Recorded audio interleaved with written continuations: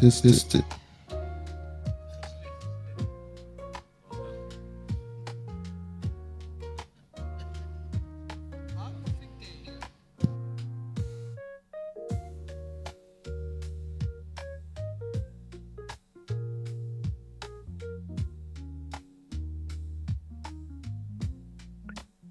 Hello, testing 1, 2, 3, 4. English booth.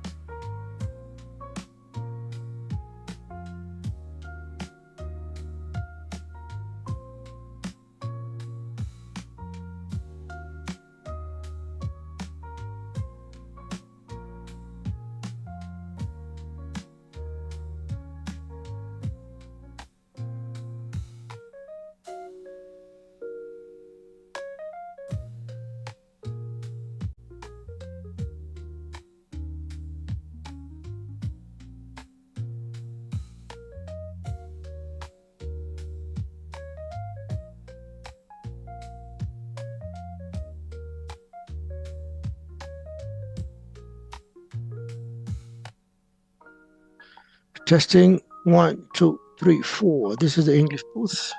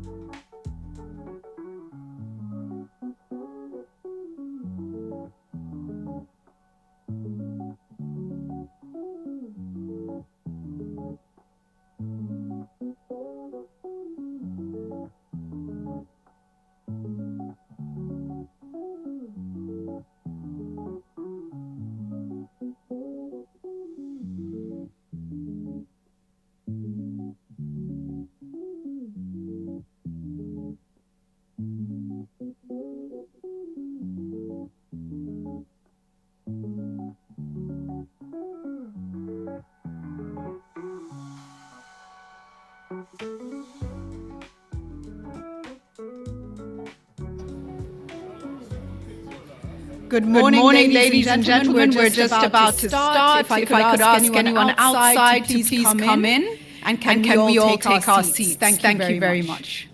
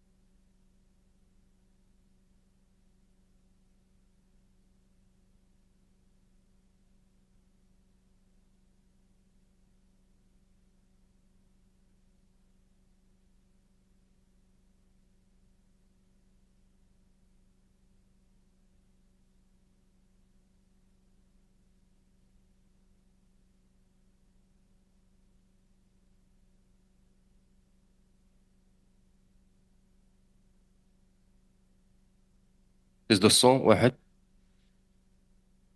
C1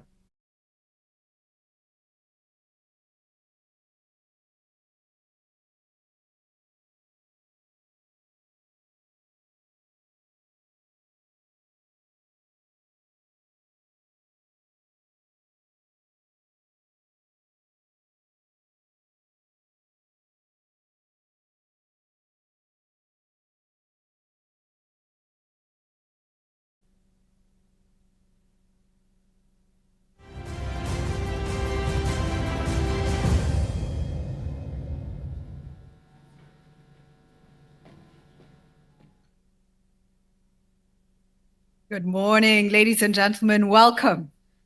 Can you give yourselves a round of applause for making it bright and early?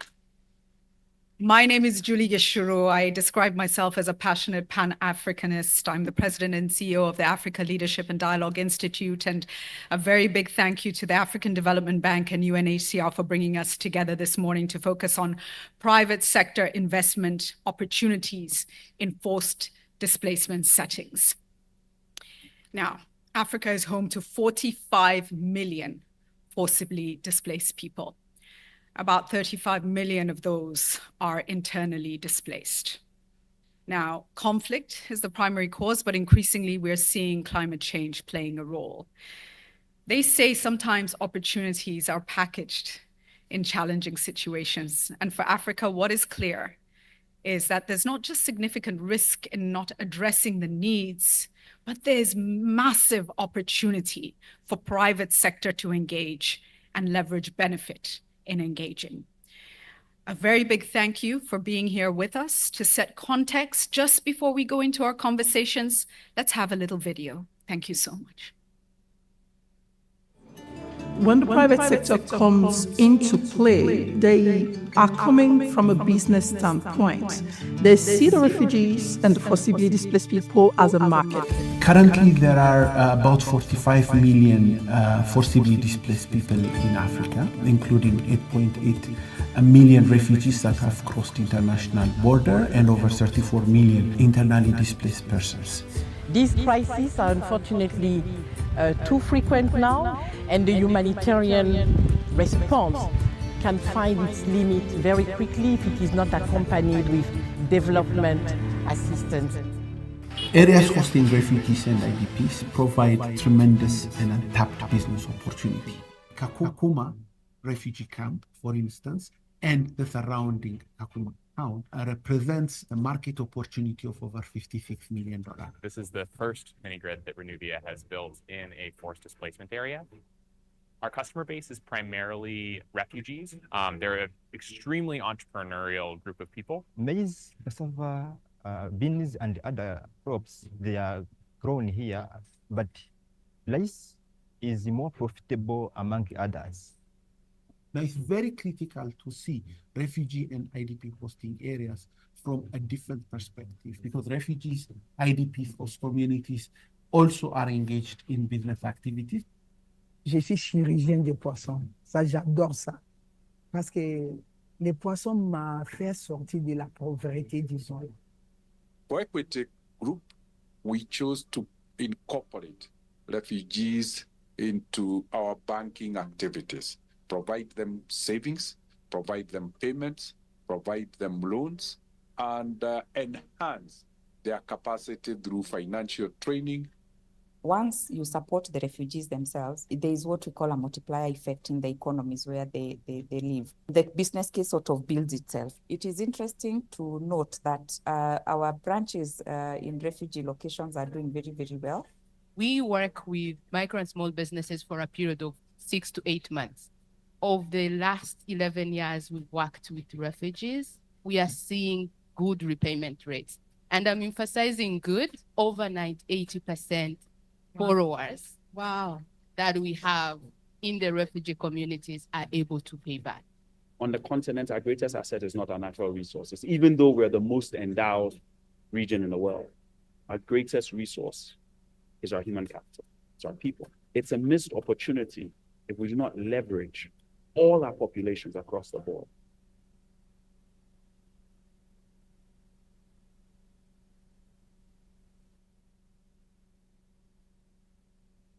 What a powerful way to end that video. Our greatest resource is our human capital.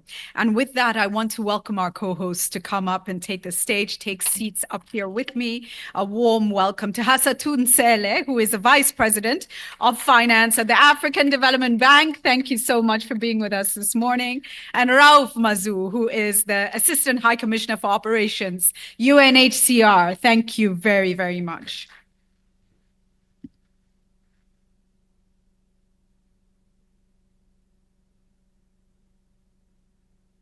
Thank you for being with us on this crucial issue. Hassatu, let me start with you.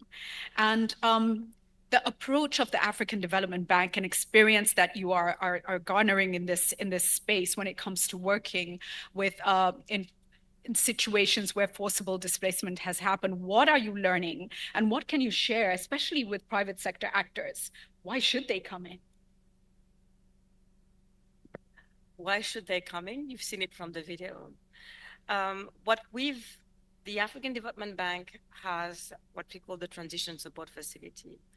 And through this facility, we've been helping address the root causes of fragility. But there is also a part of that facility that looks at funding, financing, hosting communities, the communities that host the refugees, but also the refugees themselves, because they are part of the economic material of the country. But more importantly, through our private sector operations, we've been able to reach towards the internationally displaced community through financial inclusions projects, through human capital projects, and others as well. So, for the African, some people might ask, why an international financial institution, an MDB such as the African Development Bank, why fragility, why peace and security? It is important because, yes, forced displacement is a humanitarian issue, but it's also a development challenge.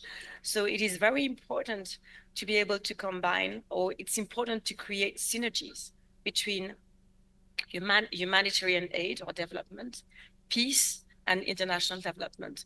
The type of funding that we see for I'm not sure that I'm speaking next to the mic. Is it better like this? So the type of funding that we usually see for humanitarian crisis is short term. But the crises themselves are not short term. We need to combine short-term funding, but also with long-term development finance, because we need to have sustainable development provided in our countries. Thank you for that. And the bank works on innovative models that make a change. Is there anything you want to share with us in more detail that we should be aware of? Absolutely. So we have launched, or we're working on an initiative which is called the Security Indexed Investment Bond Initiative. And the purpose are to build human and non-military institutional capacity in countries in order to assure security and mitigate fragility.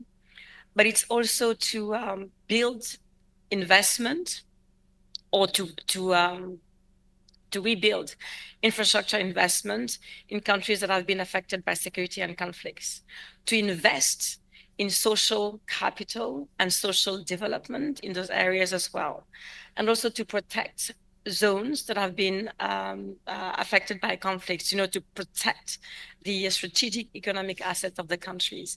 So, there is one thing that we need to recognize, is that peace and security funding is fragmented. Mm-hmm. It is fragmented. So we did not want to create yet another vehicle that would add to that. So in designing the vehicle, we spoke with the African Union.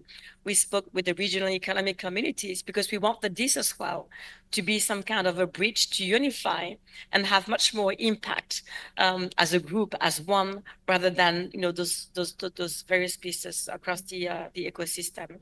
But most importantly, today, when you receive $1 of funding for peace, humanitarian, it's $1 out. And the vehicle, the peace and security investment vehicle that we are proposing, is different. It's going to, first and foremost, it will receive contributions from African countries, because it has to be Africa-led. We cannot continue to go to donors without putting money on the table. So that's principle number one.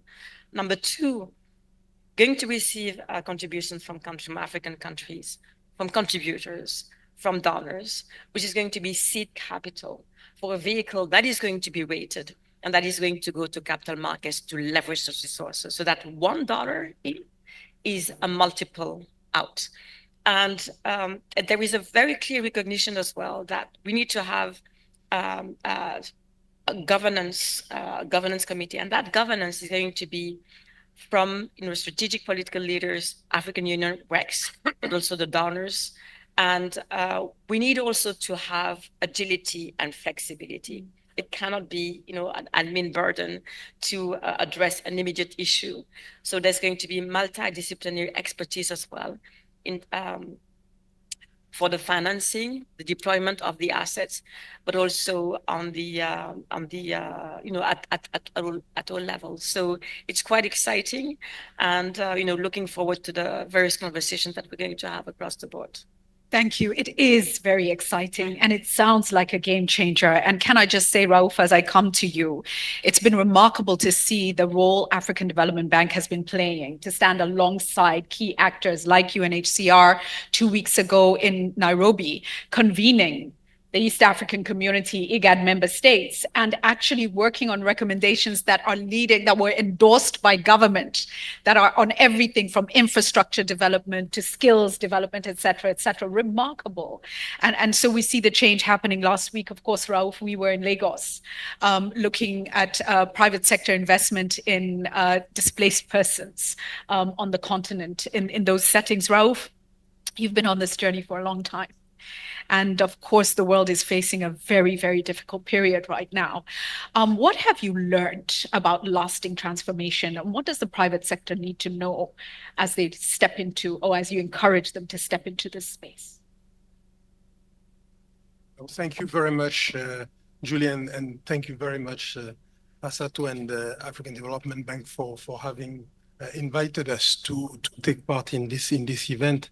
And as you said, Julie, and as we also saw from the little film that was shown, we see a drastic increase in number of people who are displaced. That's a fact. And what we are also seeing is that the systems that have been in place so far to respond to this crisis are overstretched, or I would say not really adapted to the context and what the situation is. Humanitarian response, camps, people living for a long period of time, 20 years, 30 years, with virtually no future, no hope. What we are realizing is that this is a problem for the continent. So everything that we've heard, what Afsatu has described in terms of involvement of the private sector, is the way forward. And what we are seeing is that there is a greater understanding today of the fact that it's not because you find yourself in a situation of displacement that you stop being somebody who can contribute to the economy of the country or of the region which has welcomed you. In the past, there was this idea that if you are displaced, your life will be in limbo for some time and then you will go back to wherever you came from. There is a realization that, of course, it is lasting longer, and there is also a realization that from day one, when you are displaced, if you're provided with the right support, with the right framework, with the right policies, you can immediately fend for yourself. You can immediately be back on your feet. So that's what we've learned. That's what we know. The role that the African Development Bank is playing in that is absolutely crucial. And now bringing more and more systematically private sector actors will help us respond. So of course, there are challenges, and we are working very closely with our colleagues from the IFC, and Sheikh Umar is here. He will be on the panel. How do you deal with the challenges? How do you de-risk an investment so that investment actors are willing to come in a displacement context, in an area where you have a large number of refugees or internally displaced? How do you encourage them to come? How do you help them better understand the context? How do you provide specific products that are adapted to this type of environment? So these challenges are also being understood, dealt with through the partnerships that we're having.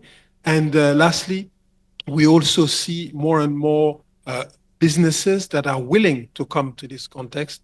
Last week, you and I were in Lagos. We saw TGI in the area of agriculture being very present, northern part of Nigeria, where you have a large number of internally displaced persons. In a country like Kenya, you have Equity Bank present in this kind of context, offering financial services, Safaricom, ensuring that access to communication is better provided. We will see Renovia a bit later talking about what is being done in relation to solar. So more companies are coming, more businesses understand the importance of coming forward. Thank you. Thank you. I want us to give a round of applause to Rauf and Hassatu and ask them, please, to take their seats on the floor. And I'm going to welcome our panel up now to come and take their seats. And Hassatu and Rauf, I'll come back to you before the end. So we'll hear from you again. Can I welcome Douglas Cox, Director of Africa Project Development at Renuvia, Jonathan Bellish, Executive Director, One Earth Future, Rokaya El Houda, Principal at Cross Boundary Group, Sheikh Omar Sila, Regional Director of North and Horn of Africa for IFC, and Dagmawit Bekele. We are so happy to have the Director of the Peace Fund Secretariat of the AU with us as well. A warm round of applause. Thank you all so very much for being here.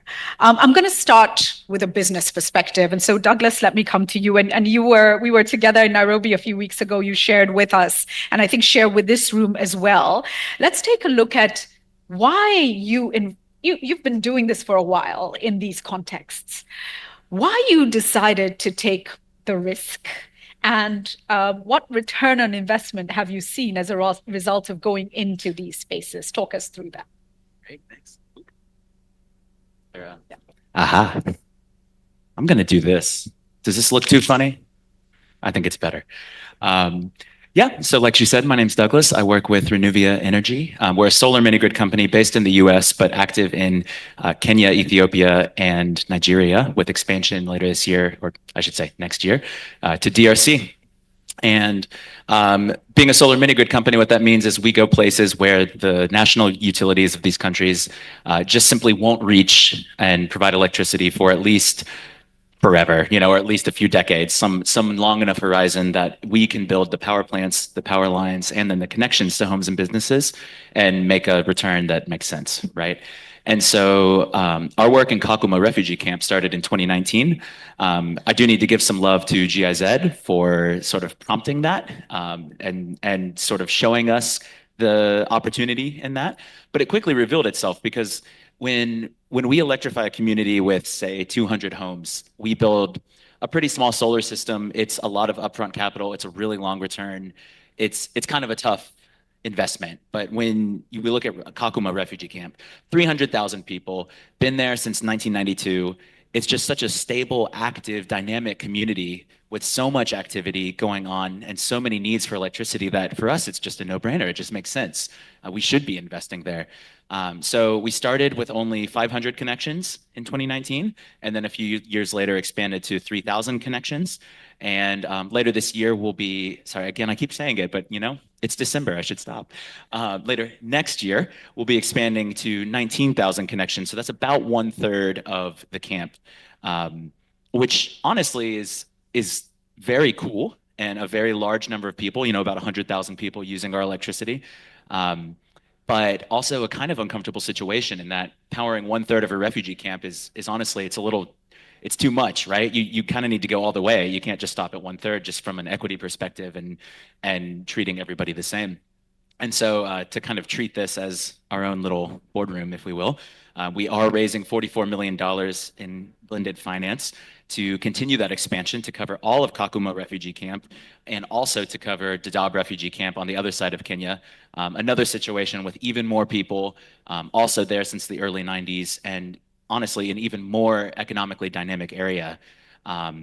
So all of this is just, it's just an incredible opportunity. And I think people are slowly coming to realize that refugee camps being the largest communities in the region are, they're no joke. It's not just a humanitarian situation. It's actually a really cool way to provide impact while also bringing investment. Fantastic. It's good and it's good business too at the same time. And of course, things like that open the door to so much more because once you provide electricity, it transforms already, the situation on the ground in so many ways. And Jonathan, let me come to you next. For the past 12 years or so, One Earth has been pioneering investments into Somalia through I think it's called the Shurako program.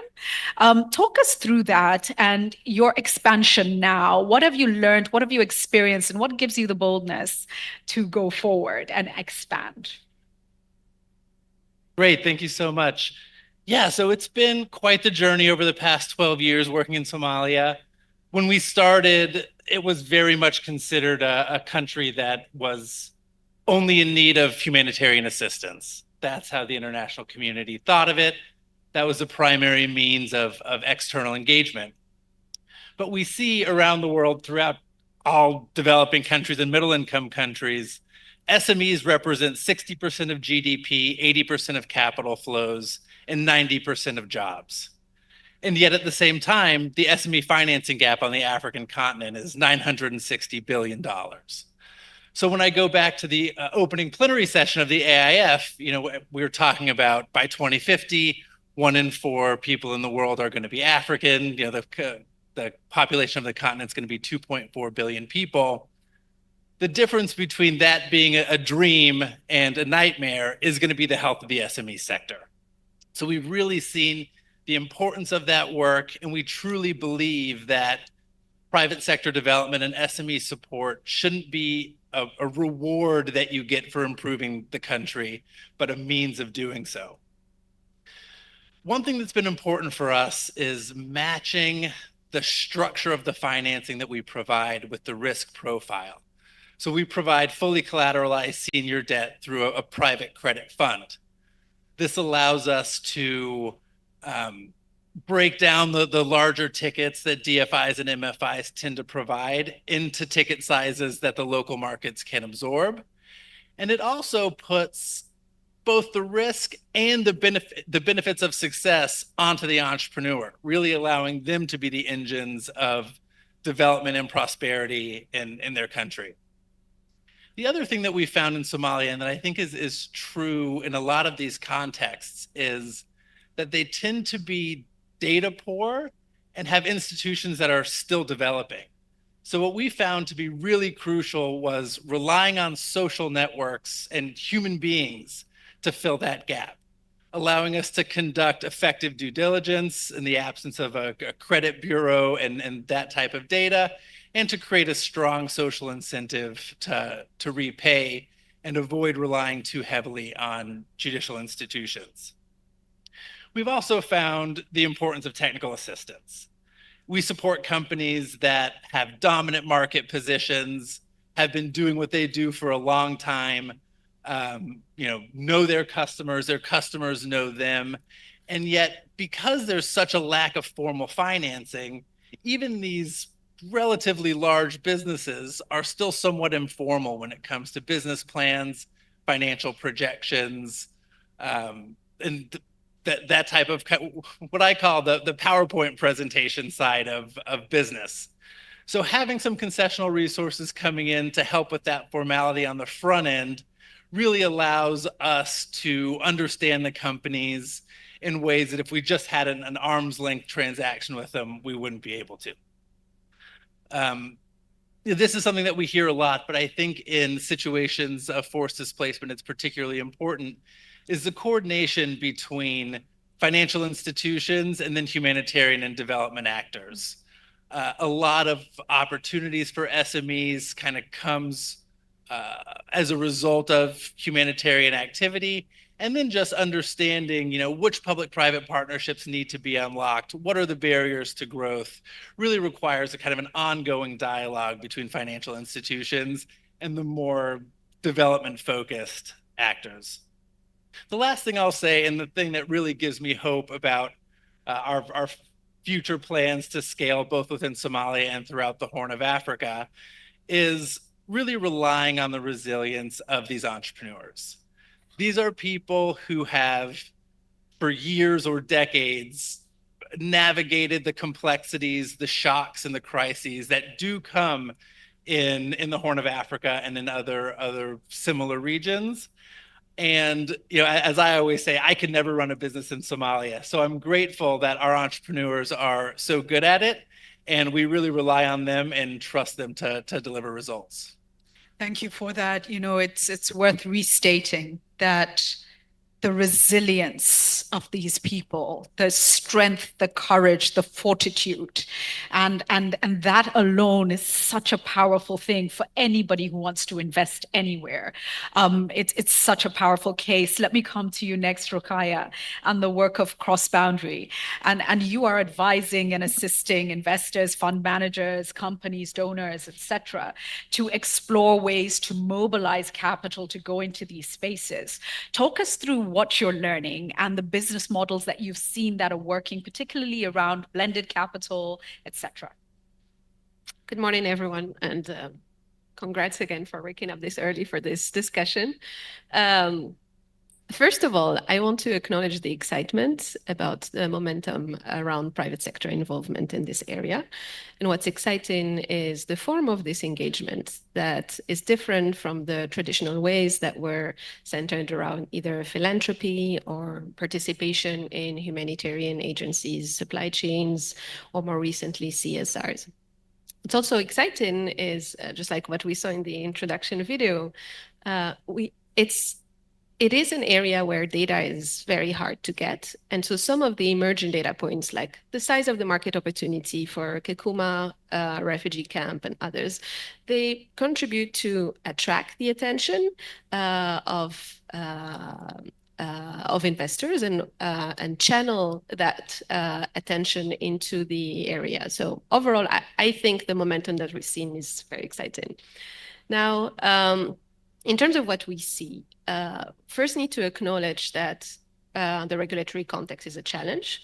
And it's also different across different countries. Like in northern Kenya, refugees are not allowed to gain formal employment, move, or own property.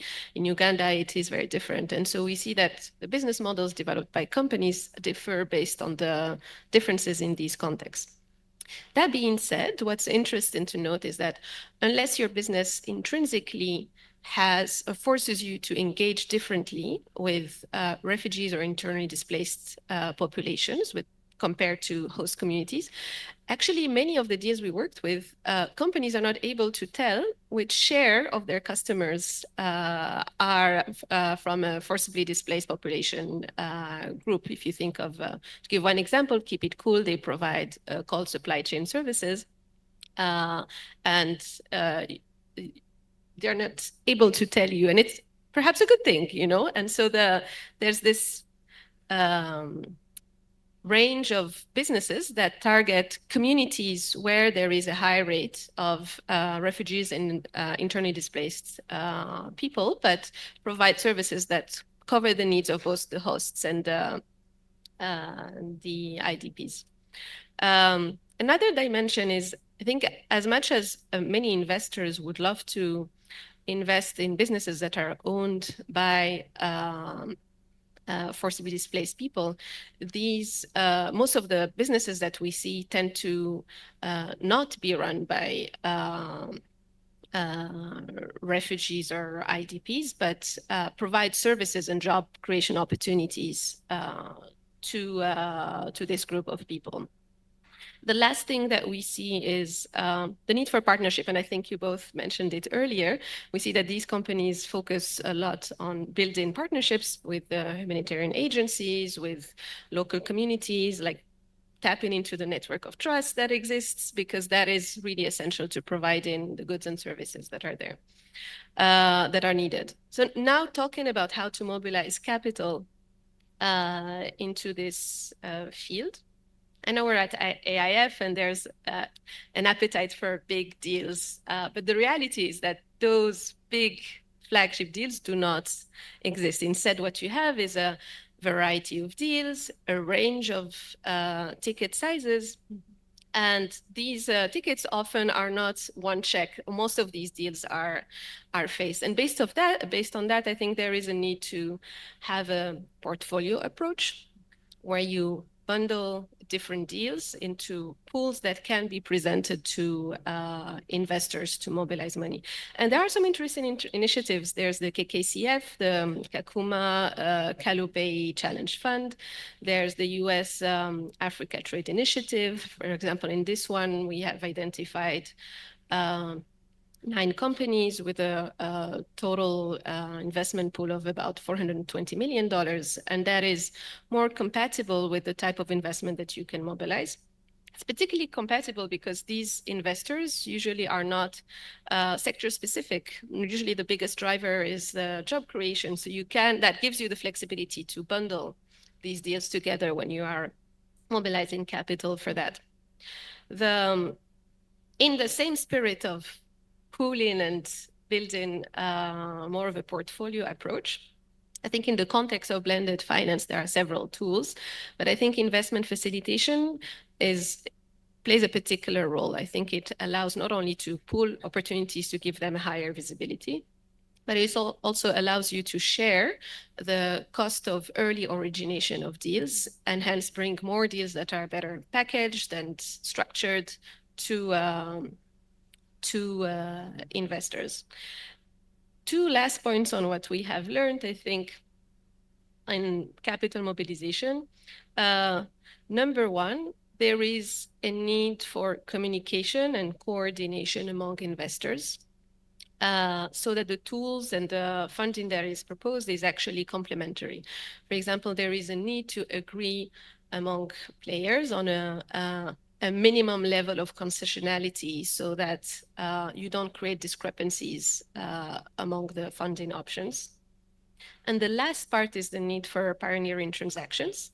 I think these play a crucial role, and these are not necessarily big transactions. Their value comes from their demonstration effect, from their ability to address perceived risk and to contribute to spillover of knowledge spillover effects that attract more crowds in more investment and more entrepreneurship in those areas. Thank you so much. I love the practical approach. It makes so much sense. And I think there's such mitigation in risk just by going, that way. And thank you for the work that Cross Boundary is doing in this space. Dagmawit, I want to come to you last because I think there's a powerful message you need to land for all of us. And I'm looking forward to hearing that. But Sheikh Omar, let me come to you with the IFC's work in this space. And for quite a while, the IFC has been exploring, these contexts. I recall many years ago, a release of a report around Kakuma and the idea of the private sector engaging at a time when in Kenya that was often unheard of. So I want to congratulate the IFC for that and just share with us on this journey, what are you learning and what lessons do you have and message do you have for private sector? Thank you and good morning to all. I first would like, to thank the African Development Bank and AIF who I'm going to do like you, like a rockstar. Really thanks the AIF and the African Development Bank, for this panel. But I really want, to commend, the UNHCR because if you are here today, it is because of them. Because they set, I would say the stabilization and the ecosystem to bring the minimum dignity to the people who are suffering, and in some cases are still suffering. So really, Raouf, I really want to thank you personally and your organization on really this important work that you are doing. And why for us IFC people may be surprised, but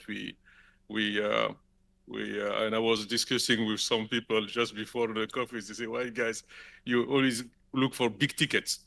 I say, things change. And as you rightly say, we have been engaged for years. First of all, is really our corporate, commitment and our engagement to see how the private sector, can contribute, to reduce or mitigate the most, development, challenges. Refugees is one part, climate, gender, and all these topics are critical, and it's really part of our agenda. I would say a lot has been said. Is it easy? No. Why? First of all, when you face this example, and maybe Kakuma is kind of really is a flagship, but is also kind of exception when you have a number of people, and again, having, people displaced for 20 or 25 years, 30 years is not a good signal, but do they have overweight place to go? No. So you need to tackle, and create effectively and renewable the ecosystem, the right, and I would say this market, when you have people who can be employers, who can be employees, who have skills, and Kakuma is a fantastic example that most probably can be replicated. Why I say it's not easy? The first thing to really address is the ecosystem, and then when I say the ecosystem, is not in all the countries that you can openly with the authorities, address the issue of forced displaced refugees. So, and this is one part where IFC with his partner is engaged, strongly on this advocacy. When you have done that, you have, I would say, also to face, the reality, how you can engage on a sustainable manner. And for us, the only way that you can do that is to look at the ecosystem at the local level. So you need to engage, with the local government. You need to engage with the local communities, because if you come and support only, this side, the people will say, but our people also are suffering. Why you don't look at everything?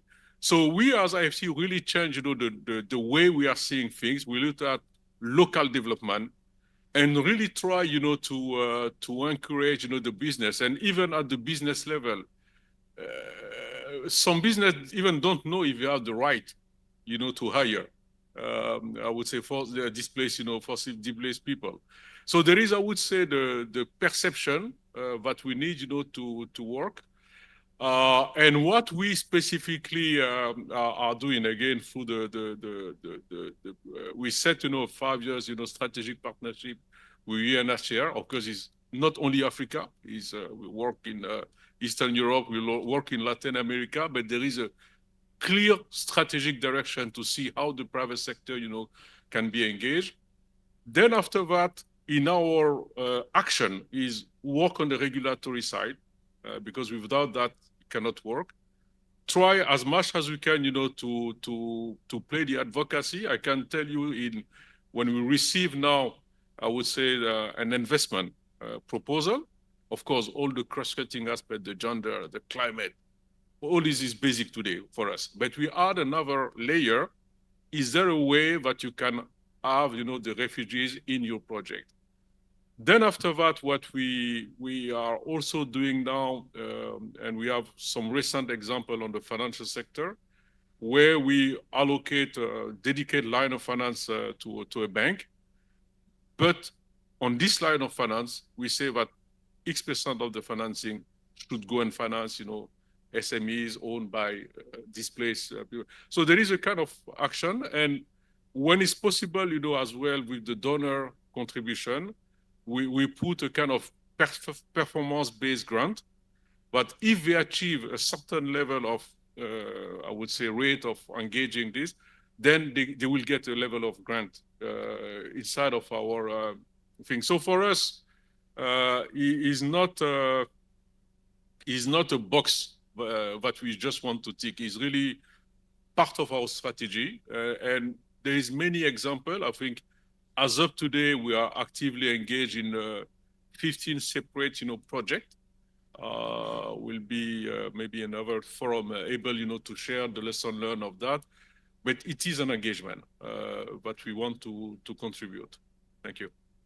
That's fantastic. Thank you for walking us through that. Thank you for the approach you've taken, the partnership with key actors like the UNHCR, which has really led in this space, and the incentivizing, of actors to lean in to doing this. It brings me, Takmawit, to you, and there's this whole conversation around risk mitigation and what is risk. And last week in Lagos, a businessman called Farouk Gamal, private sector organizations called TGI, I believe, said actually the risk for Africa is not doing something about this. That is the true risk.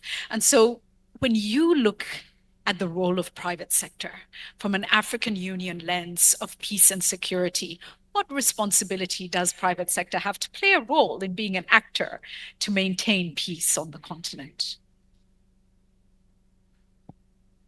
Thank you very much, moderator. And first of all, I would like to thank the African Development Bank for giving us the opportunity to participate in such a platform, because we believe that we cannot do anything without the engagement of the private sector.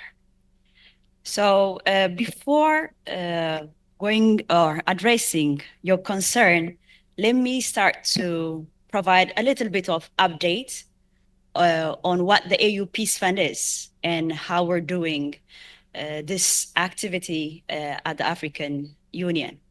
So the AU Peace Fund was revitalized in 2018. And of course, it was existent since 1993. But in 2018, as part and parcel of the reform process that we are going through at the African Union, our heads of states decided to have finance, which is going to support peace-related initiatives that we carry out within the continent. And this finance, they said, should be sustainable, adequate, and predictable financing. And they decided to have an initial endowment of 400 million. which is going to be contributed by the member state themselves. But starting from 1993 until 2018, even if Peace Fund was existent, it was only possible to mobilize 25 million. But after our heads of states made their decision, as of now, we have a balance of 390 million to be exact, as of October 31st, 2024. But at the same time, we managed to disburse nearly 19 million over 2 years, which makes the whole resource mobilized under this umbrella of Peace Fund to be 419 million. And this is a clear indication of the commitment of our heads of states, our member states, for sustainable peace in our continent. And ultimately, the major purpose of the AU Peace Fund is not for peace support operations. It is for conflict prevention. And we believe that there is a lot that we can do to be able to avoid conflict from happening in the first place, as it's not going to happen as a surprise. There are a number of indicators here and there that's going to contribute towards these conflicts.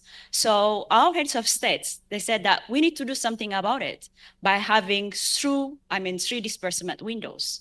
Mediation and preventive diplomacy is one of the disbursement window that we have. And the second one is the capacity building for the regional economy communities and regional mechanisms that we have in our continent, the RECs and the REMs. And the third one is for the initial deployment of the PSOs, if we're going to be obliged to address those challenges practically happening on the continent.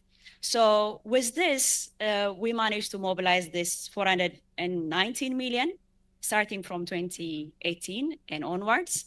But in 2024, the Executive Council of member states at the African Union, they decided that we need to start to reach out to the private sector, as the issue of peace and stability is not the sole responsibility of the government, because the private sector is going to benefit out of the peace and stability that's going to be existent in the continent. And with that, we started to reach out to the private sector that we have in our continent. And in July 2024, there was the first platform that we carried out. And in that platform, the private sector and multilateral financial institutions of our continent, they pledged to provide 216 million for the AU Peace Fund as a commitment which is going to be delivered from 3 to 5 years. So we can see how they are starting to see the benefit of engaging in conflict prevention and in working with us in peace building. And this will lead us to your question on how we see the involvement of the private sector in peace building initiatives. And as we all know, there is a strong nexus between peace and development. So if there is no peace, there is no sustainable development. And as Africa, we have Agenda 2063, where we aspire to see prosperous and integrated Africa. And that's going to happen with the existence of sustainable peace, which is going to result in sustainable development. So we cannot think of having development without peace, and we cannot think of having peace without sustainable development. So that's why we are engaging the private sector to come and work with us, and they have seen the advantage. And of course, for any business to thrive, there has to be peace. And we have private sector investors in this room that are really benefiting out of the peace and stability of our continent. And it has to come with the collaborative work that we're going to do, because it's not going to happen if we're not going to work on that. And with that, we call upon the private sector to start to partner with us. And definitely we're looking forward to engage more private sectors that are existent in our continent. And the commitment that we managed to secure, the 216 million, we believe that is just the beginning. there is ample opportunity within our continent that's going to help us to address our own challenge when it comes to peace-related challenge. Thank you.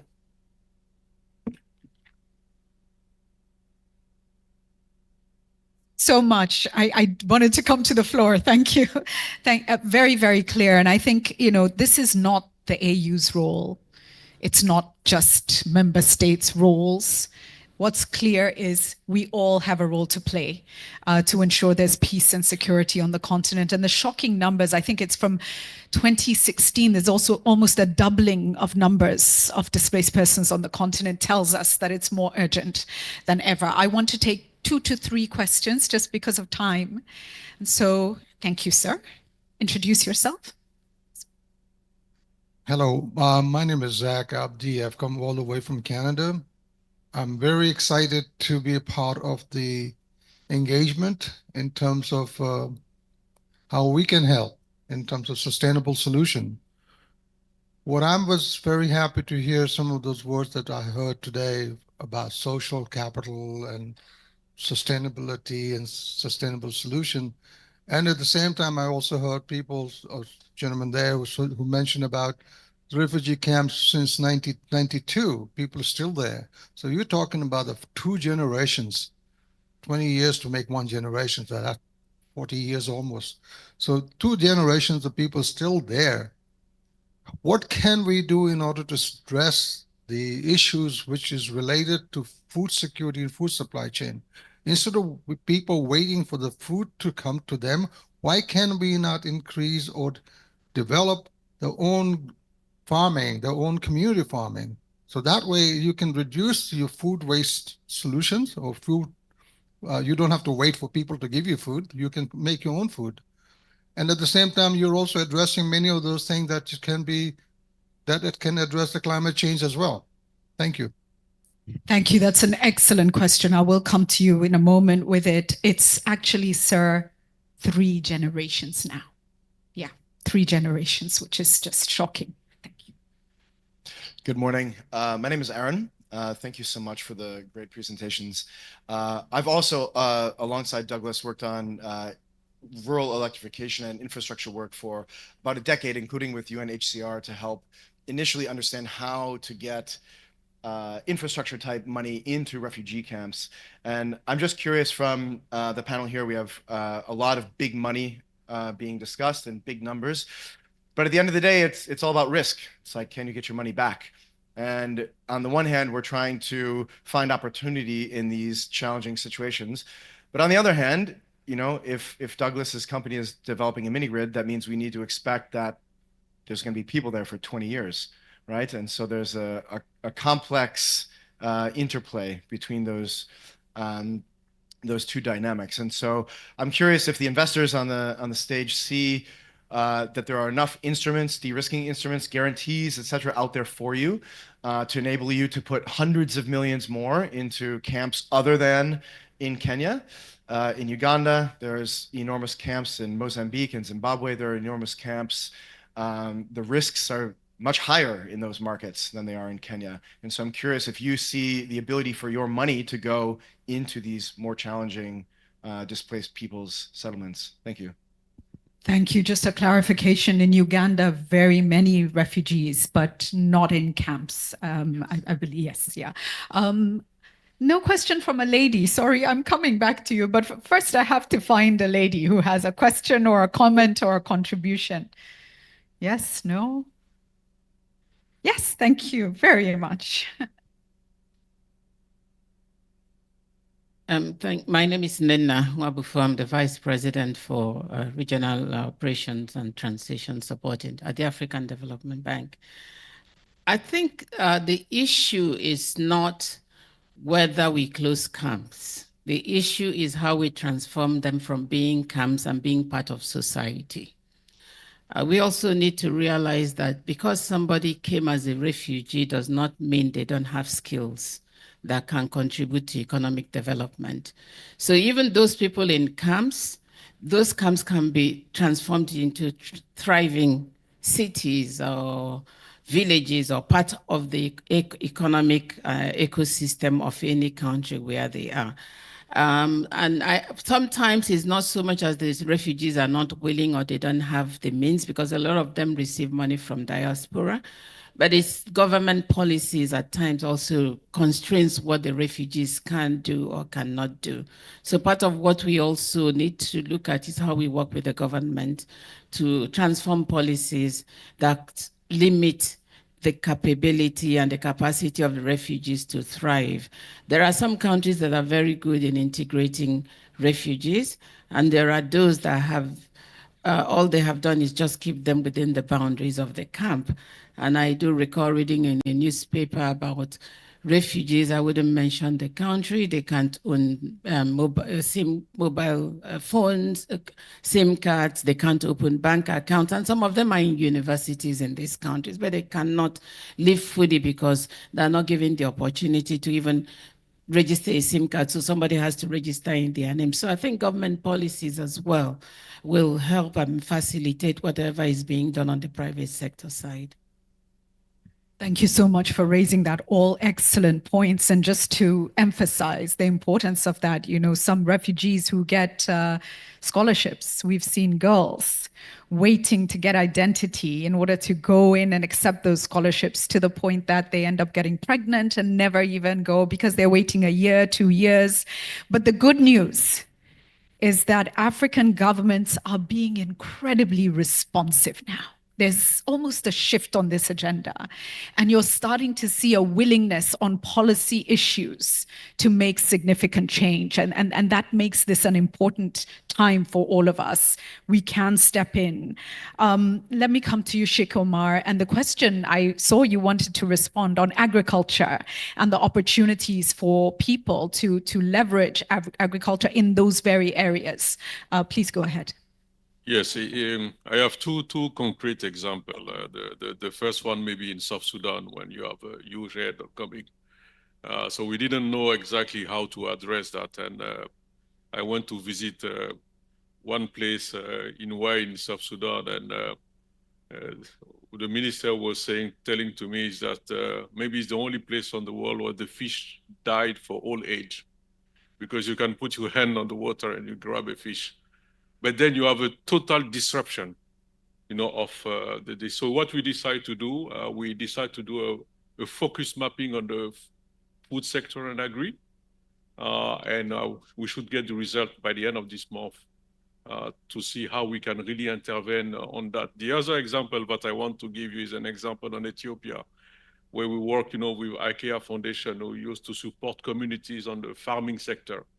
And now we are developing a kind of ag-tech model with putting an aggregator, extending, the land, and IFC coming when a bank land to put a first loss just to scale up. So this is concrete things, but I totally, agree with you.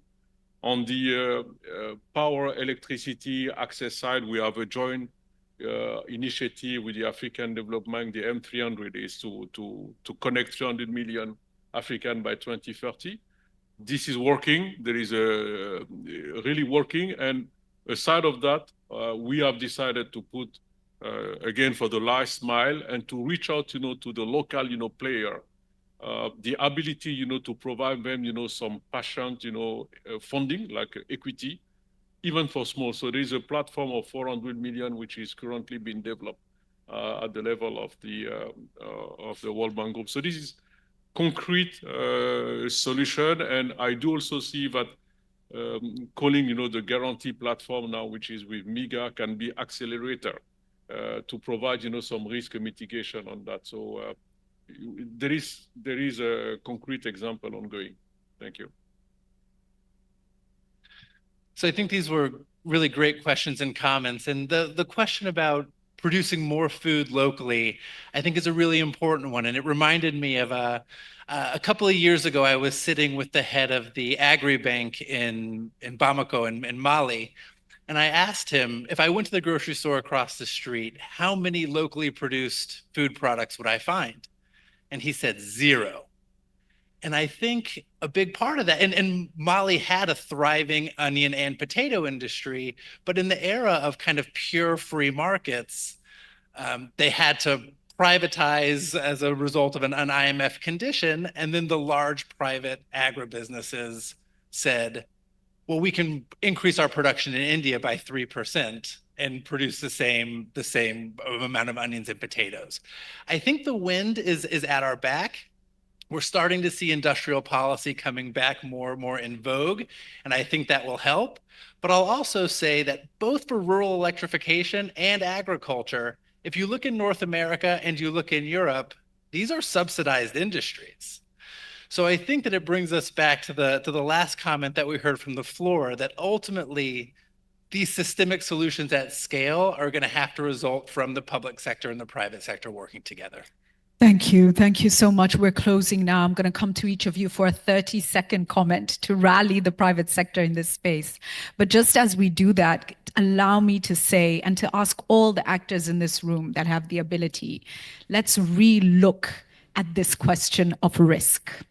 You know, the idea actually for African businesses that it's too risky sometimes to invest in this environments it's almost, it's shocking. Because the risk for those of us on the continent is not investing. And therefore, how do we create maybe layers or a deeper understanding of what risk is in this space to encourage and incentivize more investment in this space? This is what we're hearing also from the ground is so important. So let me start. I'll start this way and go right to the end. Sheikh Umar, you'll have the final word. 30 seconds. Please rally private sector stakeholders. Why should they pay attention to this agenda and step in? Douglas.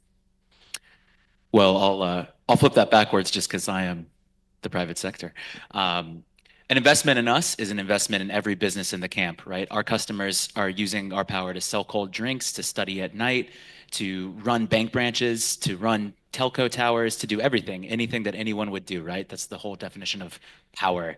And so we just welcome the scrutiny. We welcome looking at the risk. We welcome looking at the long-term horizons and all this, but we also say this is working for us and we want to expand and we want to do more.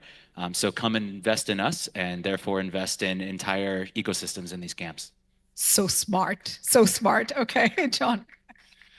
So the thing that I'd like to say is small investments today can make room for much larger investments in the future. One of the things that we've seen about private sector engagement in fragile and conflict-affected settings is that it really does promote peace, not just at the macro level, but also at the interpersonal level. Conflict comes from zero-sum thinking, and there is no more obvious positive-sum relationship than a private sector trade relationship. So these types of investments can really unlock markets that are currently inaccessible and allow the private sector to capture the benefits of the massive growth that we're going to see on the African continent in the next 25 years. Thank you. Thank you. Rokhaya? I think a lot of the risk that we're talking about is perceived risk. And addressing perceived risk requires building that track record of successful transactions. I can mention from a different field the experience of captive generation, the power sector in Africa. There has been that track record that was built over the couple decades to show that private sector off-takers are willing to pay for electricity, and that created a wave of investments and business development in that sector. So I think tackling the perceived risk is very important, and one of the instruments is, through guarantees that don't even get to be withdrawn, so that you can cover a larger pool of transactions is very important. Fantastic. Such an important point. Thank you so much, Tagmawit. Thank you very much. Just a very small point. For the private sector to thrive, there has to be sustainable peace. And sustainable peace is going to be guaranteed if we invest in peace. So we're making a call and we're plea to your engagement in partnering with the AU Peace Fund so that we can address the root causes of conflict, such as unemployment, poverty, inequality, and the others. So that we'll be able to mitigate the fragility challenge that we have. So we're calling upon your engagement and partnership with us. And thank you very much. Thank you, Sheikh Umar. Thank you. To address your first point on the risk. Okay. I thought it was the translation, so I was a little surprised. No, to address your question about the risk. I think please hold. It's being recorded, and I'm sure these clips will be used. So yeah, no. Please go ahead. Address your question about the risk, I think that IFC is a good example. 2 years ago, we invest $11 billion in Africa. Last year, it was 14 billion. We cannot do that if we were not able, to adjust the way we are approaching. So the risk appetite is there. The other thing on the risk appetite, we are doing a significant shift to engage in more patient, capital to develop the private sector. So you will see IFC do more equity, investment. But my take of this session is really how we did in partnership with the African Development on the energy sector, on the agri sector. I would say with the UNHCR, we should again have a huge and scale, initiative around, this topic and have, some bold target, by 2030. And alone, we cannot achieve nothing. So let's try, to see how we can come together with a very clear, agenda. But I can tell you that we have some appetite to take more risk. Wonderful. Let's give a warm round of applause to the panel. And you may take your seats. Thank you so very much. Allow me, as we close, to also recognize other actors that have been in this space. Allow me just to mention the MasterCard Foundation, who have enabled our storytelling and policy-focused dialogue, and to say that there are many others who stand alongside. And what we are learning increasingly is that we all need to be at the table to make a change, including displaced persons and refugees as well, those communities and host communities. Hassatu, can I welcome you back up to share with us from the podium, if you don't mind, your final thoughts on next steps and way forward. Thank you so much. Somebody forgot their phone?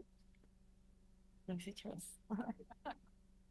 Thank you very much. Thank you. Can you hear me?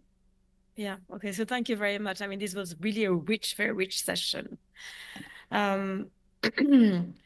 The international financial architecture for sustainable peace and security needs to be reformed in order to fully play its role at scale and with impact. And there was a call from the UN Secretary General about, the quantum leap that is needed in terms of resourcing for peace and security.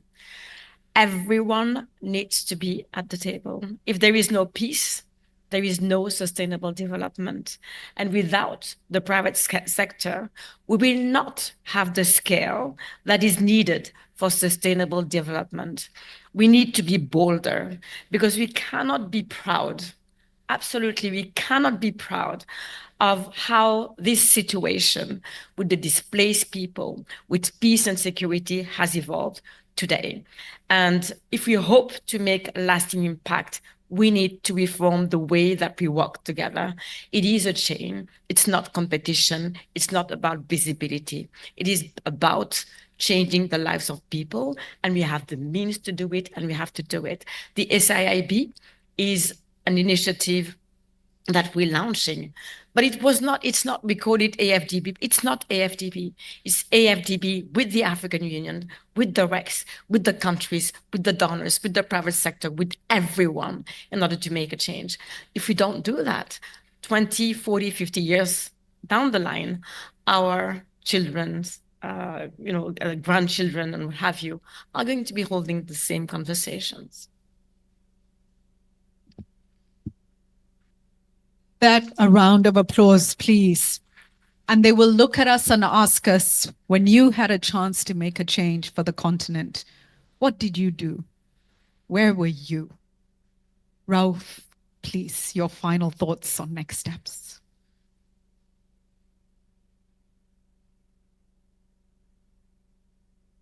Well, thank you very much, Julie, and thanks to everybody, to all those who spoke today. I think we're clearly at a point of a transformative moment. I mean, what we've heard from those who are on the panel, whether it was the African Development Bank, whether it was the IFC, whether it was Renewal, whether it was AU. I mean, everybody understands that we need to approach forced displacement in a completely different way.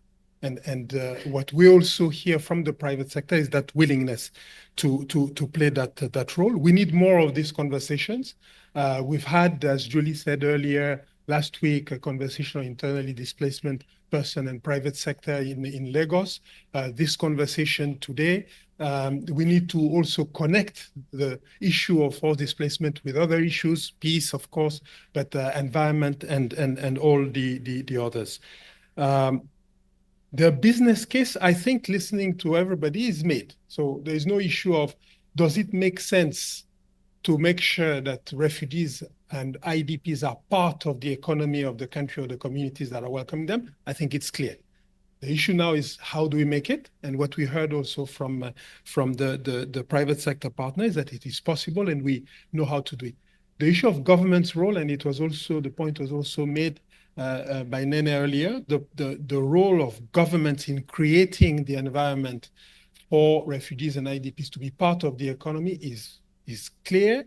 But what you also said, Julie, is that we see more and more governments willing to create the environment that allows people who find themselves in situation of forced displacement to be fully part of the economy.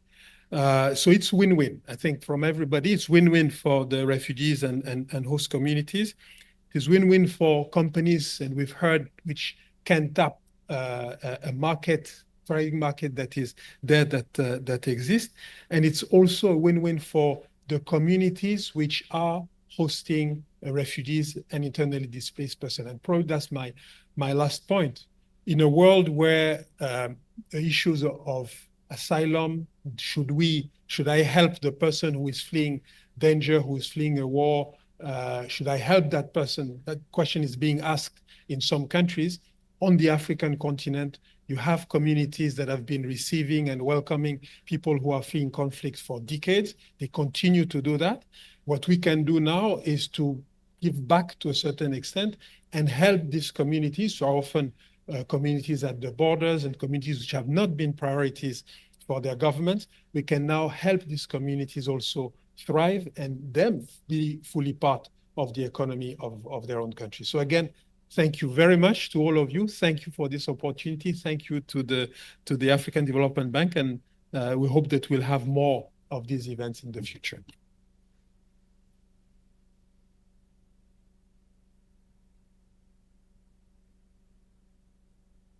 Thank you so much, Raouf, AFDB, and all the other partners that have been walking this journey.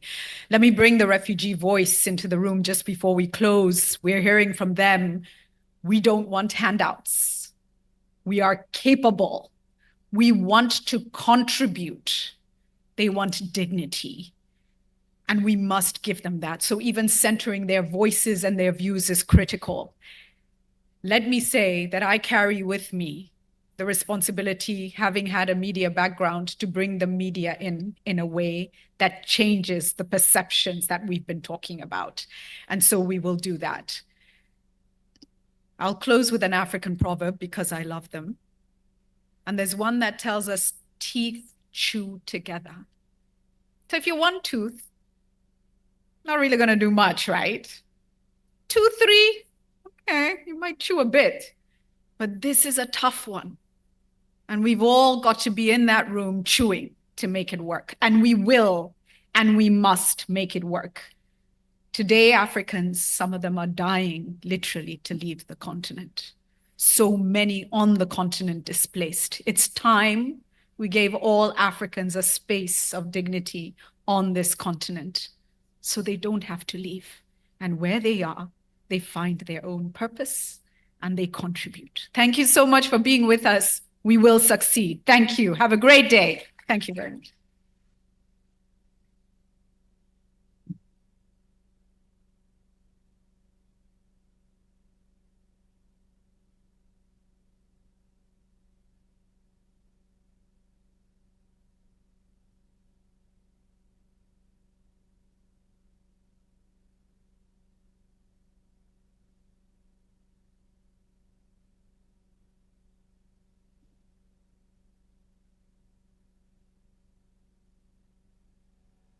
you.